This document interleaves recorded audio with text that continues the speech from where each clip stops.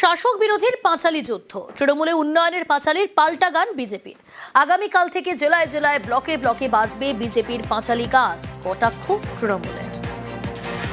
ঘরে ঘরে মানুষ গেছে জেনে, ছড়ে দে রাখারা তৃণমূলের মানে। প্রাইমারি এসএসসি মানুষ নিল দেখে, কিভাবে ভরেছে সিন্ধু বিন্দু বিন্দু থেকে। মানে ধরুন কেউ খবরের কাগজে মুড়িয়ে টাকা নিচ্ছে, সারদার তোলাবাজ, নারদার ঘুষখোর, কে বলেছিল? বিজেপির নেতৃত্ব। কার উদ্দেশ্যে? শুভেন্দু অধিকারী। আমরা বলি বিজেপি জানে চোর কে।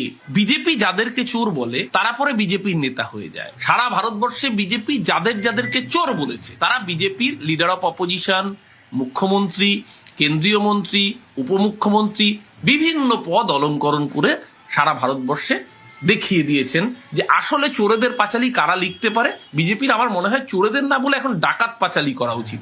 কারণ নীরব মোদী, মেহুল চোকসি যারা ভারতের ব্যাংকের টাকা ডাকাতি করে পালিয়ে যাচ্ছে, বিজেপি তাদের সেফ প্যাসেজ করে দিয়েছে। কারণ ডাকাত শিরোমণির নাম হচ্ছে ভারতীয় জনতা পার্টি।